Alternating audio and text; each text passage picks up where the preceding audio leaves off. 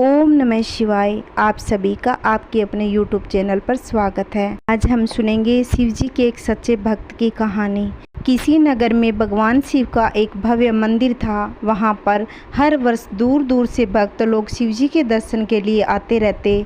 सावन मास का महीना था। दूर दूर से कावड़िए कावड़ लेकर भगवान शिव को जल अभिषेक करने आए हुए थे। वह मंदिर भक्तों की भीड़ से भरा हुआ था। तभी अचानक आकाश में जोर से बिजली कड़की और सोने का एक थाल उतरा। उसी के साथ एक भविष्यवाणी हुई कि जो कोई भी भगवान शंकर का सच्चा भक्त और प्रेमी होगा उसी को यह सोने का थाल मिलेगा।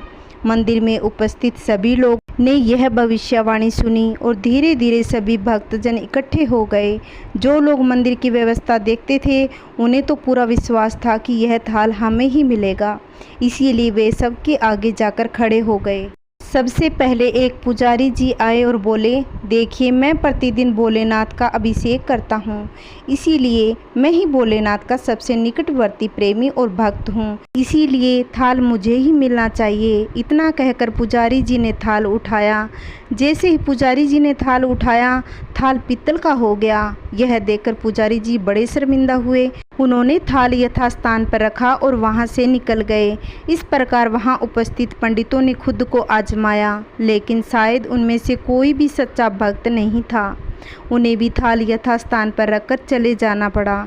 इसके बाद उस नगर के राजा का आगमन हुआ। राजा साहब आगे आए और बोले, मैंने भगवान शिव के मंदिर में बहुत ही भारी दान दक्षिणा दी है, इसीलिए यह सोने का थाल मुझे ही मिलना चाहिए। इतना कहकर राजा साहब आगे बढ़े और उस थाल को उठाया। जैसे ही राजा साहब ने थाल उठाया, थाल तांबा हो गया। यह देखकर राजा साहब भी लज्जित हुए और उस थाल को यथास्थान पर रखकर एक तरफ खड़े हो गए। इसके बाद इसी तरह से एक से बढ़कर एक दानी महात्मा और भक्त आगे आए। थाल को उठाया, लेकिन किसी के हाथ में लोहे का और किसी के हाथ में तांबे का हो गया, तो किसी के हाथ में पीतल का, लेकिन सोने का नहीं रहा। तब लोगों को पता चला कि हम में से कोई भी भगवान शिव का सच्चा भक्त नहीं है। उसी समय एक किसान का आगमन हुआ। वो बेचारा महीनों बाद आज चातुर्मास के सोमवार को शुभ अवसर पर शिव जी के दर्शन करने आया था। गरीबी और गृहस्थी के बोझ तले दबा दिन रात खेतों में मेहनत मजदूरी करके अपना और अपने परिवार का गुजारा करता था। अभी रास्ते में आ ही रहा था कि कोई भिखारी मिल गया और उस किसान से कुछ खाने को मांगने लगा। उस भिखारी पर किसान को दया आ गई। अपने खाने के लिए जो खाना लाया था उसने उस भिखारी को दिया। सोने के थाल के बारे में किसान ने भी सुना था, लेकिन उस किसान ने उसकी ओर कोई ध्यान नहीं दिया। सीधा वह मंदिर में गया और महादेव जी का पूजन करके वह किसान बाहर आ गया। भगवान शिव की परिक्रमा करके जब घर जाने लगा, तभी पीछे से एक व्यक्ति बोला, सुनो भाई, तुम भी सोने के थाल को उठाकर देख लो, हो सकता है तुम ही वह सच्चे भक्त हो जिसके लिए यह थाल आया है। किसान को लगा वह व्यक्ति उसका मजाक बना रहा है। किसान ने हंसते हुए कहा, भाई मैं तो कभी कोई पूजा पाठ नहीं करता, महीनों में एक आध बार मंदिर आ पाता हूँ, मैं काहे का सच्चा भक्त। वह अजनबी बोला, भाई हम सब ने तो देख लिया, हमारी भक्ति तो दो कौड़ी की भी नहीं।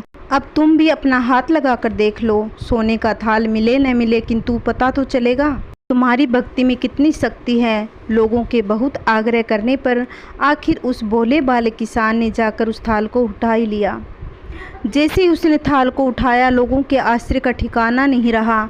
सोने का थाल रोशनी से चमचमाने लगा। यह नज़ारा देखकर सब लोगों में खुशियों की लहर दौड़ गई।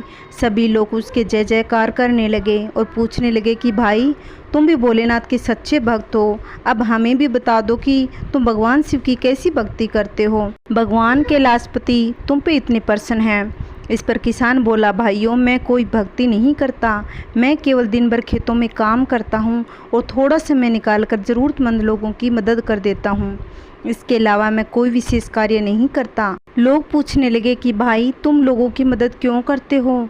तब उस किसान ने हंसते हुए कहा, मन को सुकून मिलता है, दूसरों के चेहरों पर मुस्कान देखकर मुझे जो आनंद और खुशी होती है उसे मैं शब्दों में बयां नहीं कर सकता। शायद यही कारण है कि महादेव मुझसे खुश हैं, इसीलिए आप सभी शिव भक्तों से मेरी हाथ जोड़कर विनती है कि आप अच्छे कर्म करें। अगर आप अच्छे कर्म करोगे और गरीबों की मदद करोगे, भगवान आपकी सुनेगा। इसीलिए अच्छे कर्म करते रहो, और अच्छे कर्म करोगे तो भगवान अच्छा ही करेंगे। इसलिए बुरे कर्मों का नतीजा बुरा होता है।